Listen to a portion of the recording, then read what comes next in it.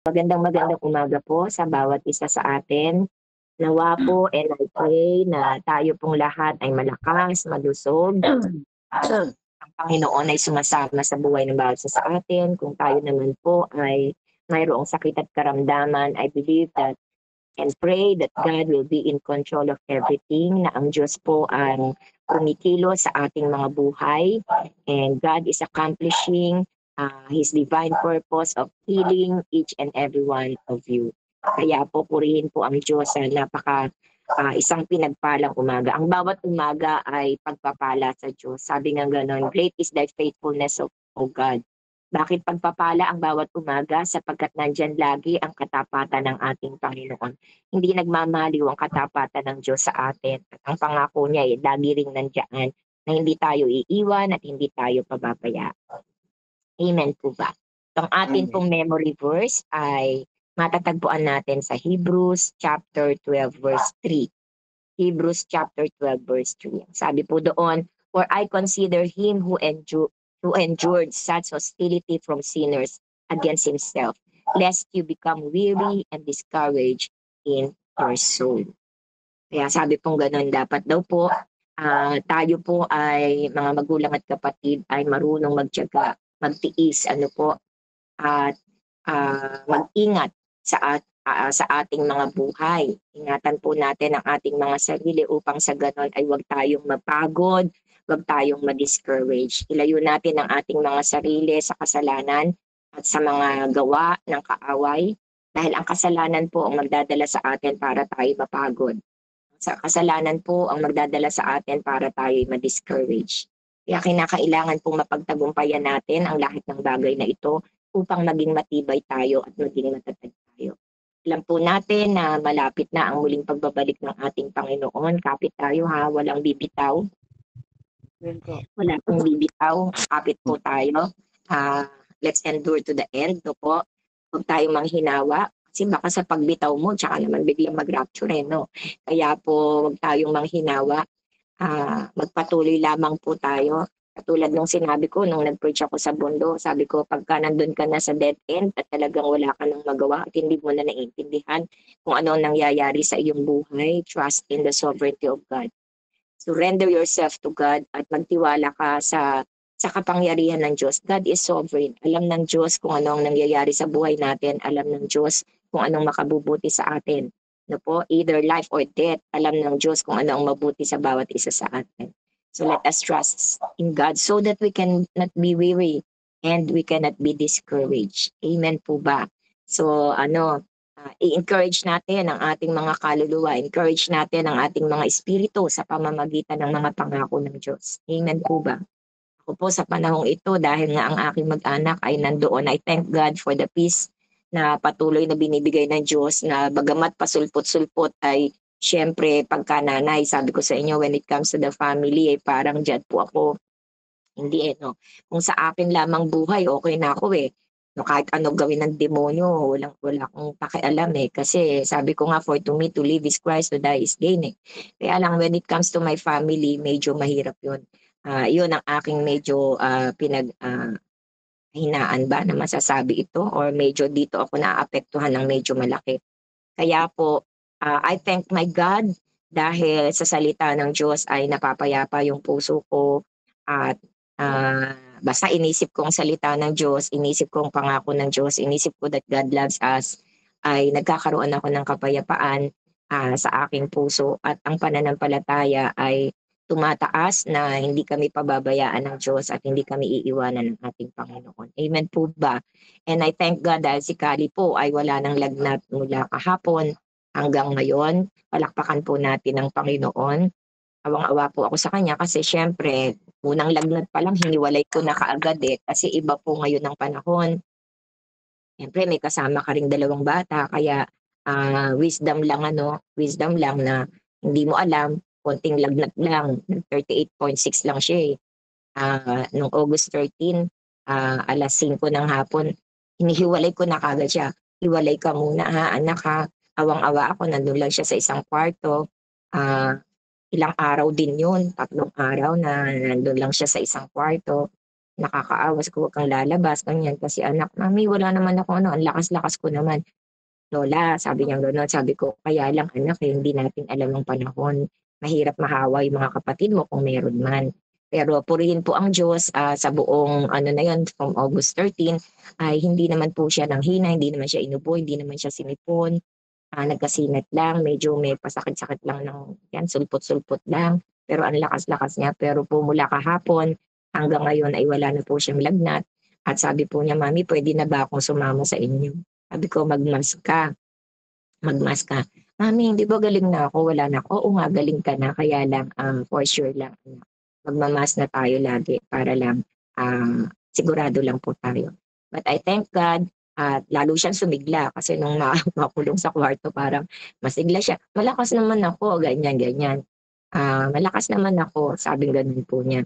Pero nung makawala na siya dun sa kwarto, wala talagang parang lalo siyang lumakas. No? Kaya po, purihin ng Diyos, I thank God for that. One down, no? Si Kali, okay na po si Kali. At si Jedy naman ay malakas naman ang immune system niya at okay naman po siya. No? Nakakapagdala pa nga siya ng pagkain dito kay Kali sa amin. At ganun din po kila Jam, yun na lang po yung ating dapat na ipag-pray dahil yung pong anak ni Jam, si Jaden at si Third ay medyo nagtatae, no? Parang ganun pa rin, 3 days na yata na ganun pa rin na maano yung kanyang tae, parang ah, malambot na brown. No po. Pero meron namang doktor na tumitingin sa kanya, kaya lang si Pastor Abby sabi niya dapat pedya. Masyadong nag-ano po si Pastor Abby. Pero hoping that everything will go well. And then si JR po kahapon ay, isang araw ba o kahapon ay medyo bumalik yung lagnat tapos inuubo. At kagabi naman po ay nagpa-picture na siya at sabi niya gano'n, sabi ko, kumusta ka na? Sabi niya, ako pa ba? Sabi ko, lagi ko yung magpe-pray. Ang dami kong sinend sa kanila ng mga kanta. Kay Raise a Hallelujah, mga verses sa Bible, mga prayer, mga declaration. Ang dami ko pong sinesend sa kanya. And I thank God kagabi bago ako matulog, ay nagpa-picture na po siya at sabi niya, ako pa ba? Sabi ko, pray, pray, pray. Always pray. Prayer lang ang sandapan. Kaya I thank God and I believe August 21 po kasi ang last day ng kanilang quarantine na dapat lahat ng symptoms ay wala na. So please, please, please, please pray hard na talagang ma-dissolve na lahat ng symptoms na yan hanggang kahapon. Ngayon wala na lahat yan in Jesus' name. So the peace of God is there, no po. Sa tuwing darating tayo sa punto na tayo'y parang wala na and everything is parang question mark. No po. Just trust in the Lord. Wala naman tayong magagawa kahit mag-question tayo. Wala naman tayong magagawa kahit na ano eh.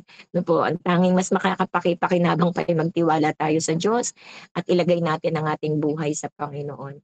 Those who find life will lose it, but those who give their life to God will find it. Amen po ba? Praise the Lord. So, yan po. Ang atin pong words of wisdom ay galing kay T.S. Eliot. Ang sabi po doon, the only wisdom we can hope to acquire is the wisdom of humility. Ang pagpapakumbaba, ang pag-amin. Ang pagpapakumbaba ay isang wisdom, no po? Isang katalinuhan. Kung ikaw ay matalino, you should learn to humble yourself. No po? Kaya ang sabi pang gano'n, ito lang yung wisdom that we can the only wisdom we can hope to acquire na pwede nating ma-acquire ay the wisdom of humility. Turuan natin ang ating mga sarili na magpakumbaba sapagkat sa pagpapakumbaba ay mayroong katalinuhan. Tingnan po ba? Sino ba ang napapahamak? Hindi ba ang mayayabang? Pero ang matatalino, no po, ay makikita natin nandoon yung kanilang pagpapakumbaba. And being humble means you are a learner. Amen. Praise the Lord. Now let's go to leadership. Maikli lamang po ito, but very, very important sa ating mga buhay. And I believe and I admit na mismong ako po ay sinesearch ko yung aking sarili patungkol sa katuruang ito. And this is, I think that this is some of the pagkukulang siguro ng mga pastors sa kanilang mga pamilya. Po. Leadership begins at home. Ang pinaka-importante daw po na matagpuan at maintindihan ng bawat isa sa atin, ang leadership natin will begin at home.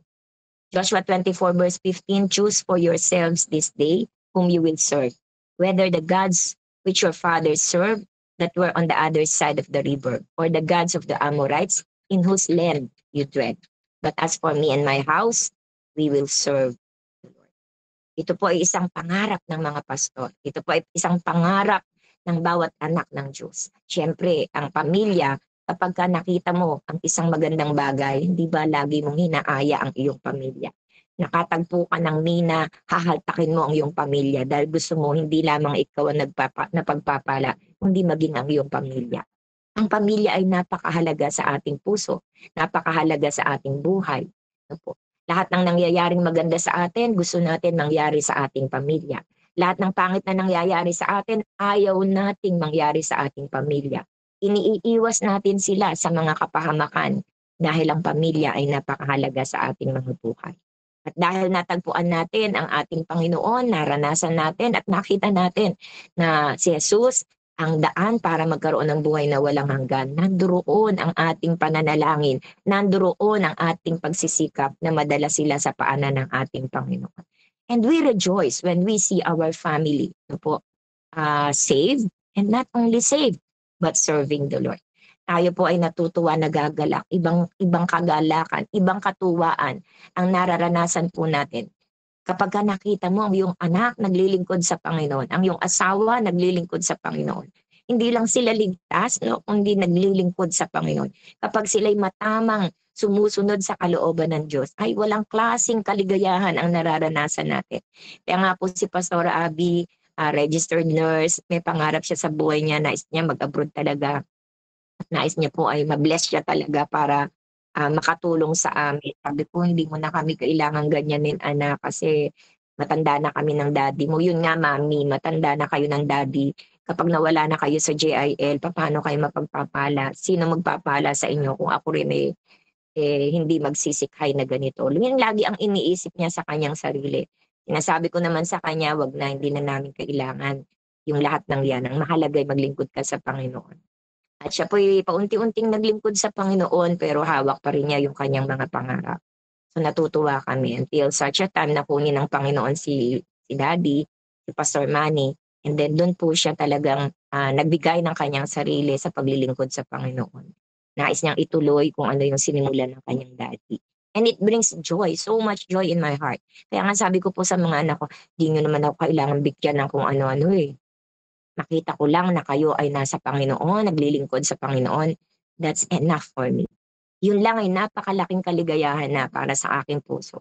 Gayon din naman si Brother Eddie, di po ba, kahit si Kuya Ed, yun din lang ang kanyang inilalasa sa kanyang puso. Na nais niya ang kanyang pinasimulan sa kanyang buhay ay ipagpatuloy ng kanyang anak. Kaya nga po sa JIL, ang priority lagi ay napapalit sa mga pastora ang kanilang mga anak.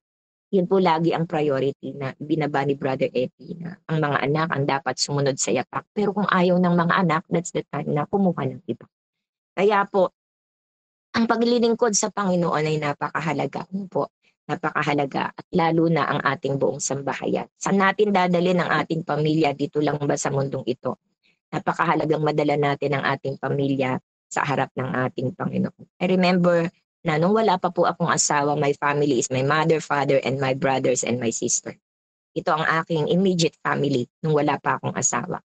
And then, ang tatay ko po, nung sinisharean ko ng Word of God, alam kong nabubuksan na ang kanyang puso sa salita ng Diyos. Meron po siyang high blood. At siya po ay may sakit at karamdaman. Ano po? Tapos sabi niya sa akin, one time tinawag ako, kaya di ka pumasok ka sa kwarto ko. At meron po siyang pinakamamahal na ributo doon. Favorite po niya. Tapos sabi niya, kaya lika, pasok ka sa kwarto ko. Sabi ko, bakit po tay?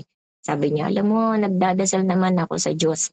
Ang sabi ko nga sa Diyos kung talagang mali ako sa aking pananampalataya, parusahan niya ako. Hindi po ako kumibo. Pero sa maniwala kayo't sa hindi. Ako po kasi sobrang ano ko noon sa Panginoon, at pagnanasa kong maligtas ang aking pamilya. Sabi ko po sa Panginoon, that time, that night, pero Lord, talagang marunong, no? Hindi rin niya sinasagot yung ibang prayer natin. Pero God understands our heart. Sabi ko sa Panginoon, Lord, Mas gusto kong maligtas ang tatay ko. Ang sabi po niya, kung siya ay mali, patunayan, kung siya ay mali, ay parusahan siya ng Diyos. Sa kanyang pananampalataya, parusahan siya ng Diyos. Alam niyo po ang prayer ko? Ang sabi ko gano'n, Lord, parusahan mo siya. Mas gusto ko siyang alagaan na, na paralyze siya, na may buhay na walang hanggan. Kesa naman po ang lakas-lakas niya, papunta siyang impyerno. Alam niyo, pinag-pray ko yun talaga sa Panginoon, pero hindi nangyari. Because God knows our heart. Ano po? Mahal tayo ng Diyos, alam ng Diyos kung ano makabubuti sa atin.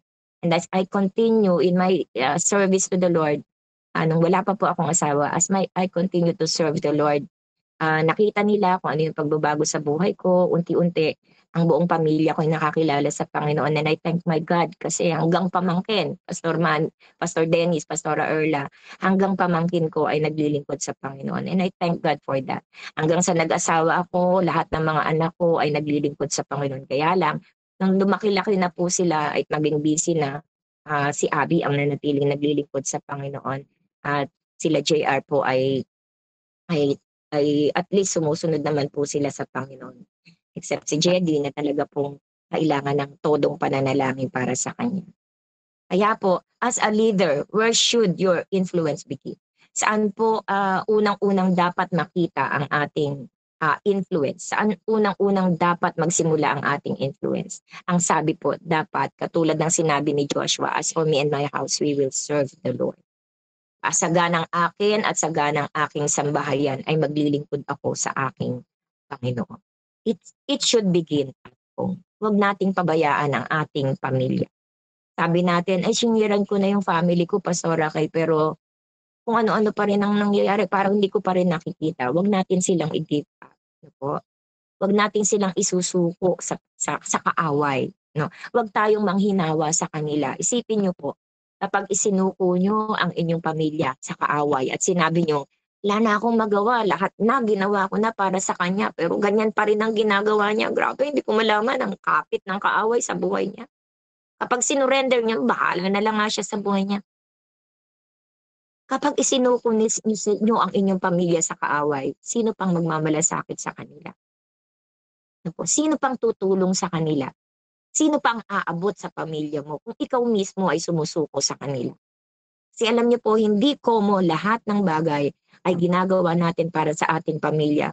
Hindi komo sinishiran natin sila ng salita ng Diyos. Hindi komo pinangangaralan natin sila. Hindi komo lahat ng disiplina ay ginawa na natin sa kanila. Hindi komo lahat ng pagtutuwid ay ginawa natin sa kanila. Ay matutuwid sila. Why? Because they have their own choice. Yan po yung free will eh.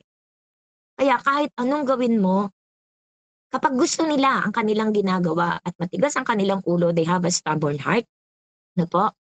Wala tayong magagawa doon. Kaya all we need is to pray. To pray. Pero sa ating mga pamilya na napapariwara, napakahalaga po na lahat ng paraan ay gawin natin. Gawin natin, paluin natin, pagalitan natin. No po? Palayasin natin minsan kung kinakailangan. Kaya pag wala pa rin, and you exert everything, no? Kasama ng prayer po yun, ha? You pray and you did everything, every strategy, no po, ay ginawa mo. Pero ganun pa rin. Isusuko ba natin sila? Kailangan ba nating iwanan? Kailangan ba nating bitawan? Kailangan ba nating, sige, bahala ka sa buhay mo, mapahama ka? Tayo po'y pamilya, hindi natin sila dapat ibigay sa kaaway. We just continue to pray. We just continue to share the word of God. Pero sometimes, no, ang mga ganyang member ng ating mga family, parang ayaw na makinig eh.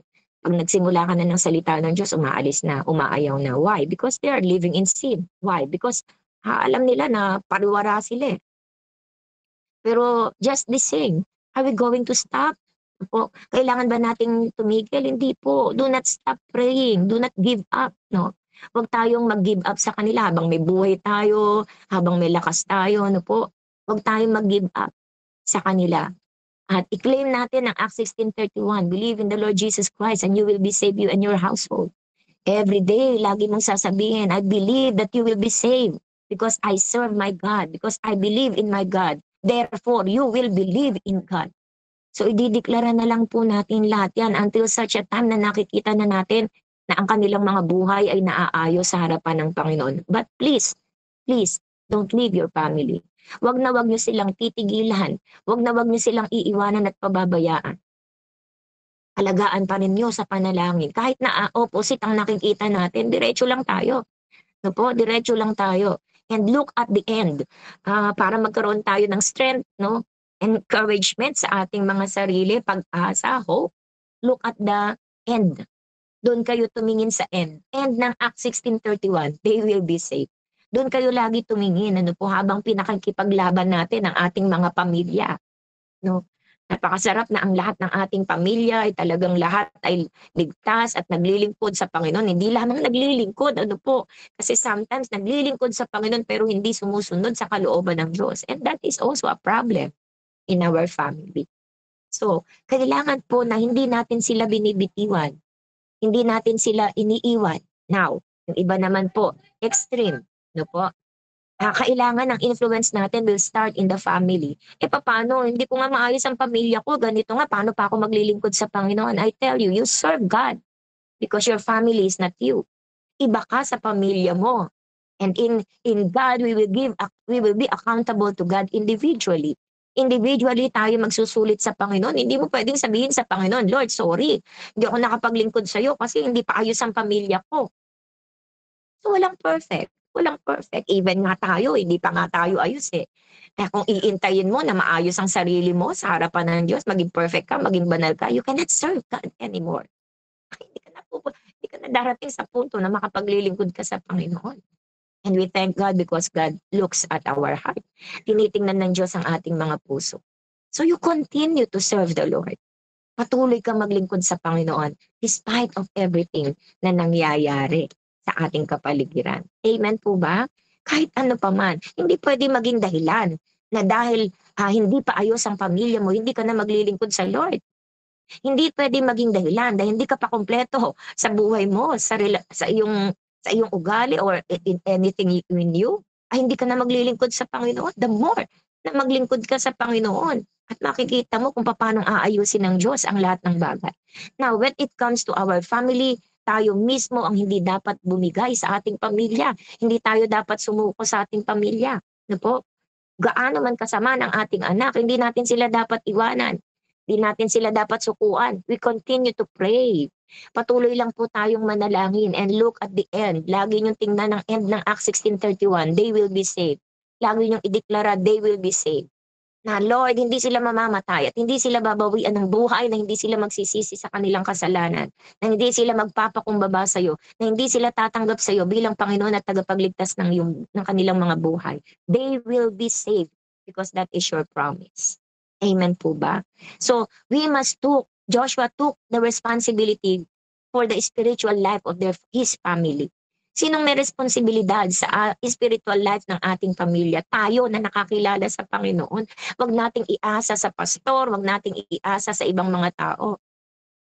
And I believe, no po, look at this, ano po, this is the fact, this is a fact. At kung titingnan niyo po, ang tinitira ng kaaway sa pastor ay hindi naman yung pastor eh. Bakit? Kasi hindi kaya yung pastor eh. So anong tinitira ng kaaway? Always the family. Yung kanyang mga mahal sa buhay. Yung kanyang mga anak. And there are so many pastors, Benny Hinn, ano po, napakarami mga pastor, kilalang pastor. Kung makikita natin, ang tinira ay walang iba kundi ang anak. Si Benny Hinn po, yung kanyang anak talagang problema ni Benny Hinn.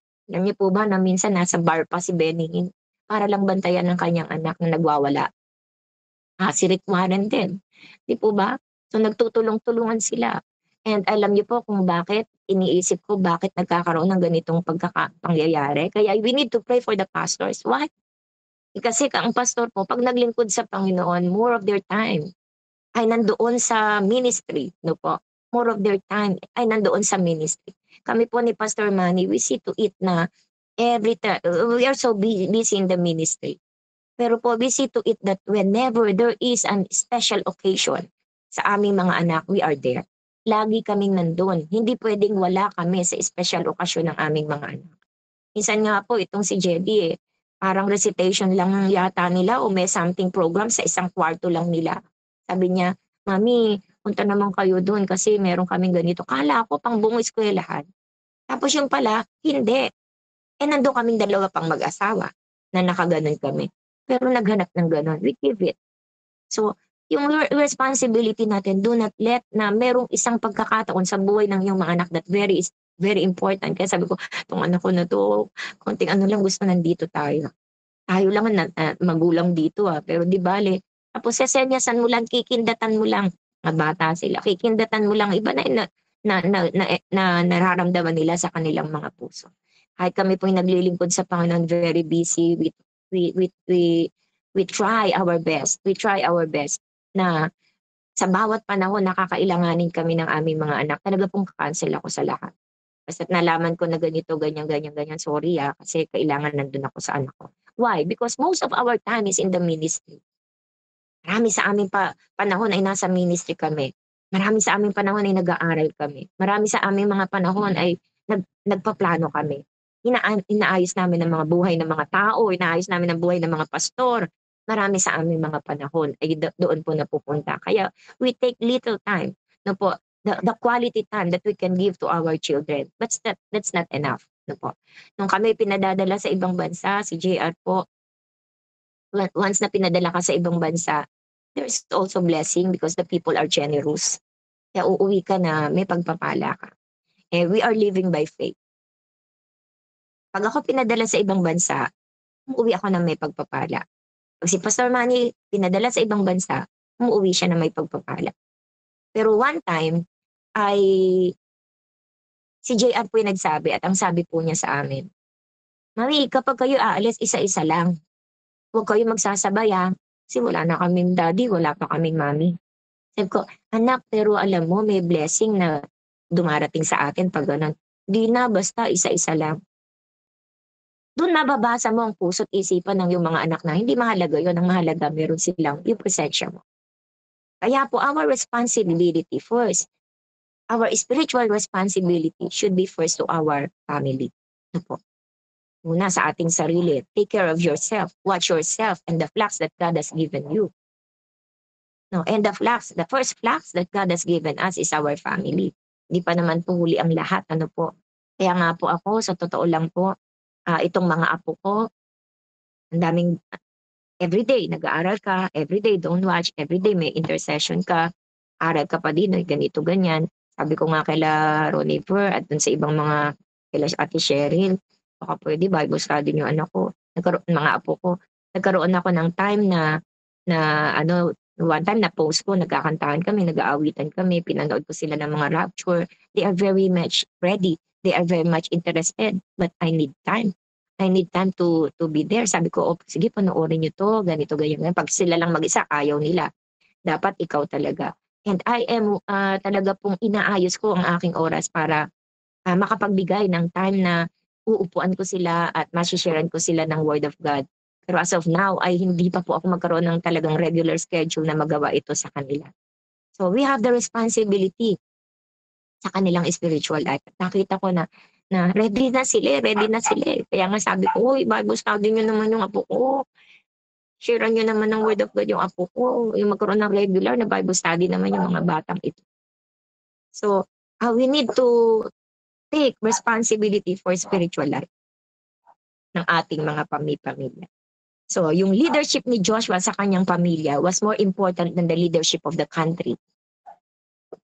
Kaya naalala ko po si Kuya Ed, si Brother Eddie, sabi niya, kung ano ang kalooban ng Diyos, I want it to be confirmed even sa family ko. Nag-aano po siya, gusto ko lahat may confirmation sa family, sa ministry, ang anumang bagay na ipagagawa ng Panginoon sa akin. Kaya po, napakahalaga ng ating leadership sa family than our leadership in a country. Ano po. At sabi nga pong ganun, when leaders put their family first, the community benefits. Kapag inuna nating binigyan ng panahon ng ating pamilya, magbe-benefit po ang community. Pero kapag ang leader po, inuna na makatanggap ng benefit ang community, both the family and community suffers. So starting at home is always the key to affecting others in a positive way. magsimula tayo sa ating mga tahanan, no po, na talagang dalhin natin sila sa ating Panginoon. Imagine ninyo, ang ating isip nakafocus sa lahat ng tao na makakilala sa Panginoon, sa ating mga ka-office mate, makakilala sa Panginoon, sa ating kapitbahay, makakilala sa Panginoon, sa ating community, makakilala sa Panginoon. Pero sa family natin, sinukuan natin, no? Kasi naman, Pastor Roque, imagine nyo, meron na tayong daily family altar, hindi pa natin magawa.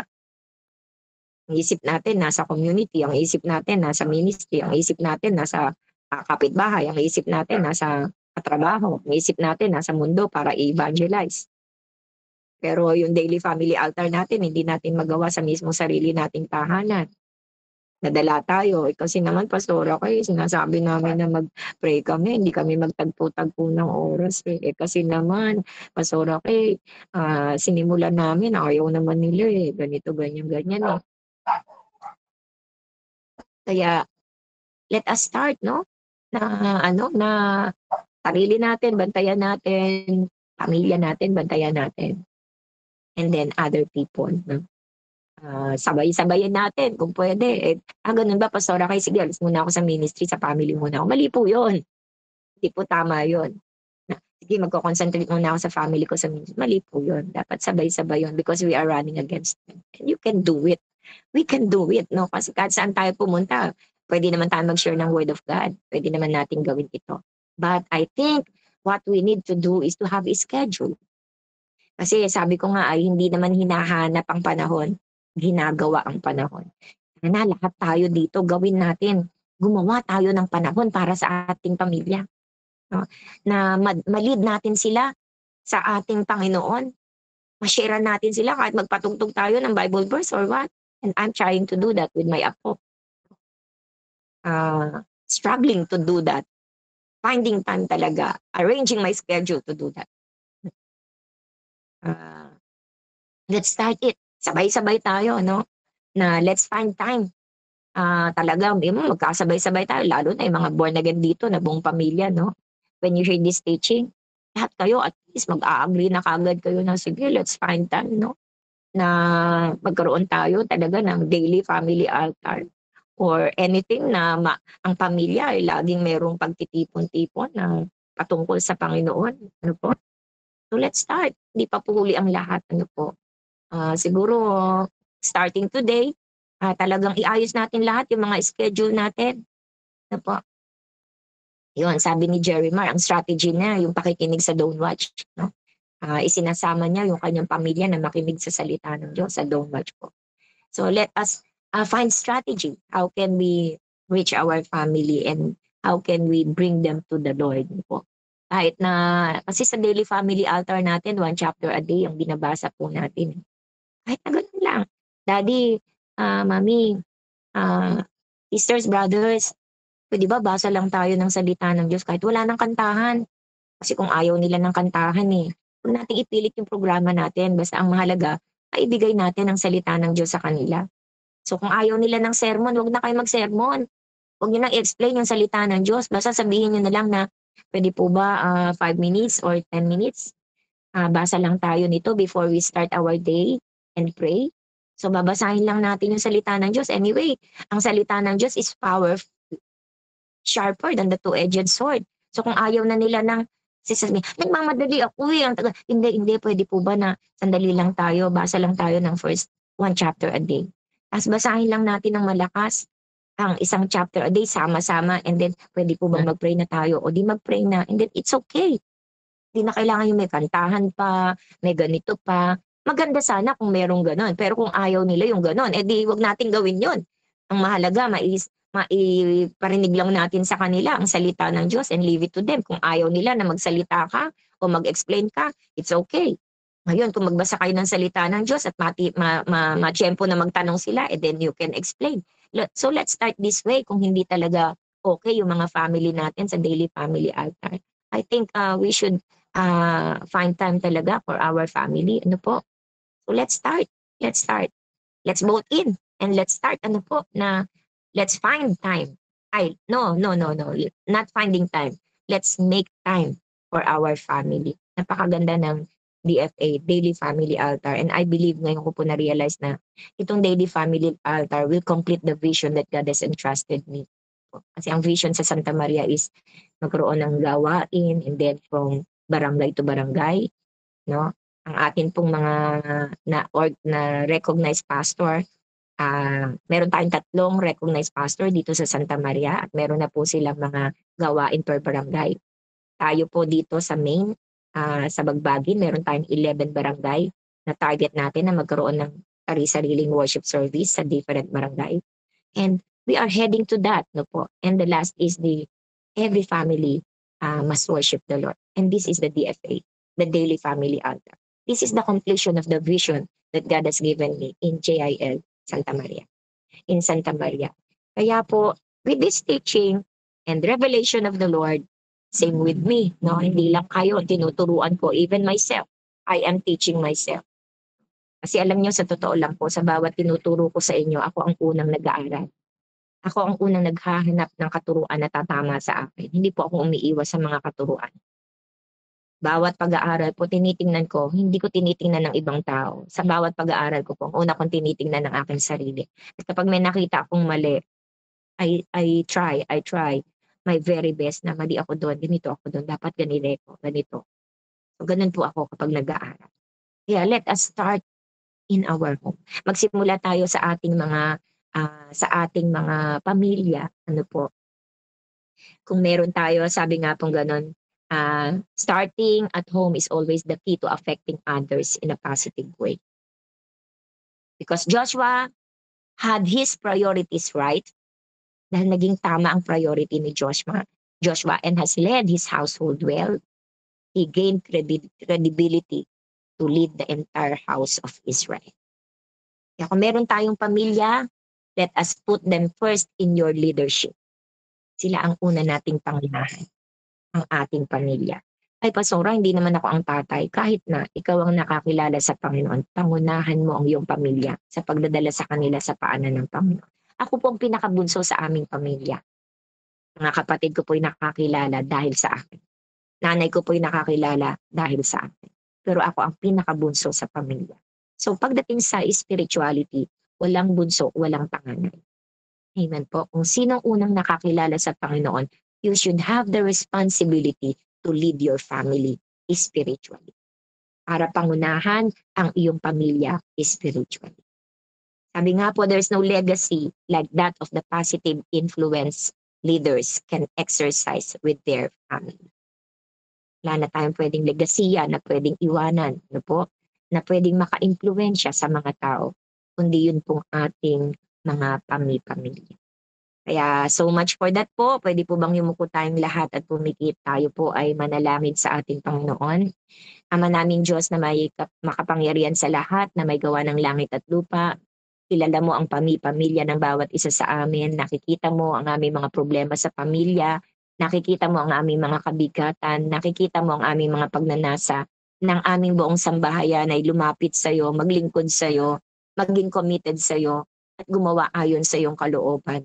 Lord, we believe in Acts 16:31. We stand in Acts 16:31 that as for that we believe in the Lord Jesus Christ and we will be saved, you and your household. Panginoon, this is your promise to us. Ito, Panginoon, ang pangako mo sa amin, Panginoon, kung may kulang sa amin upang hindi namin makita ang fulfillment ng pangakong ito sa panahon namin, Lord, forgive us. Lord, ipakita mo po sa amin ang aming mga kakulangan. Ipakita mo po sa amin ang mga paraan na dapat po namin gawin upang sa ganon ay makita ng aming mga mata, Panginoon, ang katuparan ng Acts 16:31 sa aming mga pamilya. Tulungan mo kami, Panginoon. We pray for the anointing of wisdom.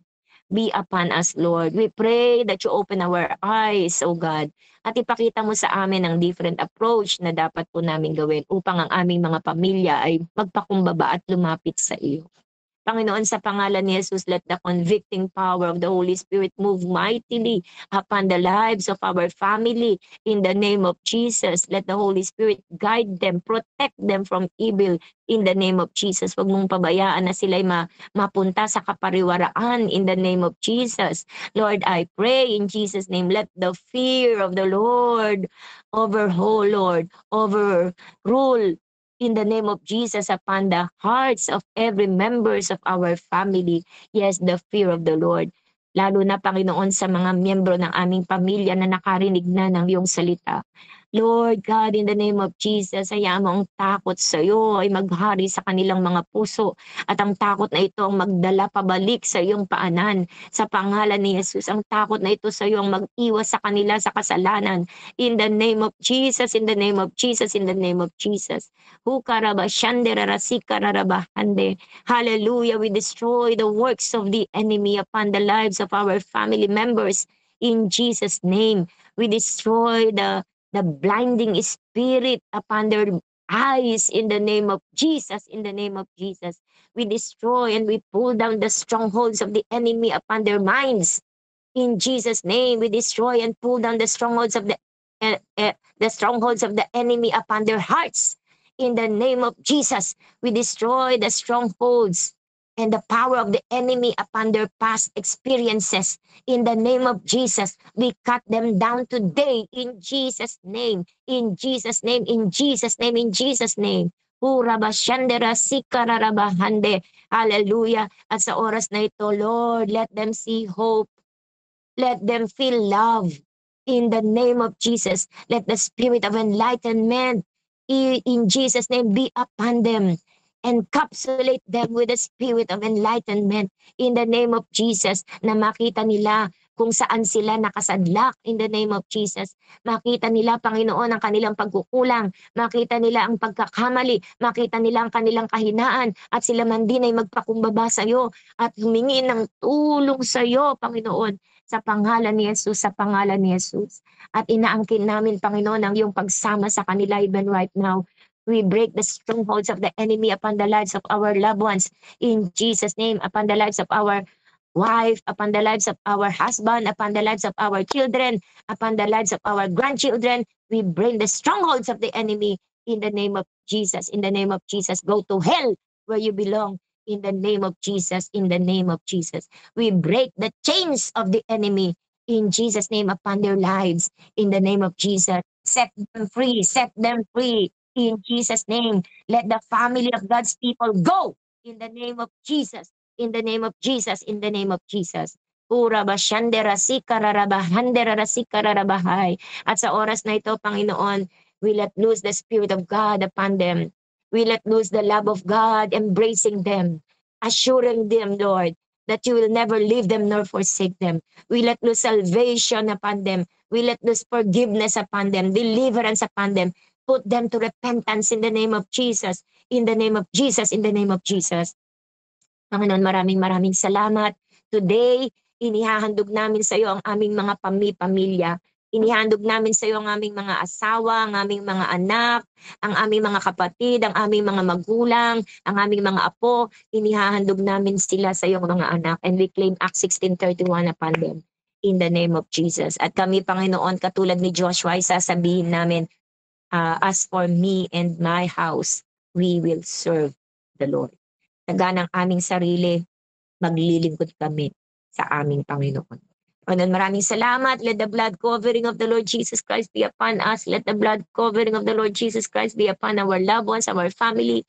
In the name of Jesus, upon our finances, upon the ministry that you have entrusted unto us, upon our leaders, CMPs, Lord, workers, members, trainees, our supporters, and our titers. Let the blood of Jesus so cover them and protect them from evil and the works of the enemy today in the name of Jesus. As we proclaim that Jesus is Lord over our lives, Jesus is Lord over the life of our loved ones, over the lives of our family, and Jesus is Lord over our leaders and workers and members in Jesus' mighty name, in Jesus' mighty name. Panginoon, Jesus is Lord over this day in Jesus' name. Maraming pong salamat. We declare that this is the day that the Lord has made. and we will rejoice and be glad in it. Let the peace of the Lord that passeth all understanding be upon our heart. Let the joy of the Lord be upon us, and let the love of Christ overflow upon us. And let the blessing of the Lord abundantly pour out upon each and every one of us. Father God, touch, Lord. Ipuin mo ang lahat ng may sakit at karamdaman sa oras na ito. Give them the fast recovery.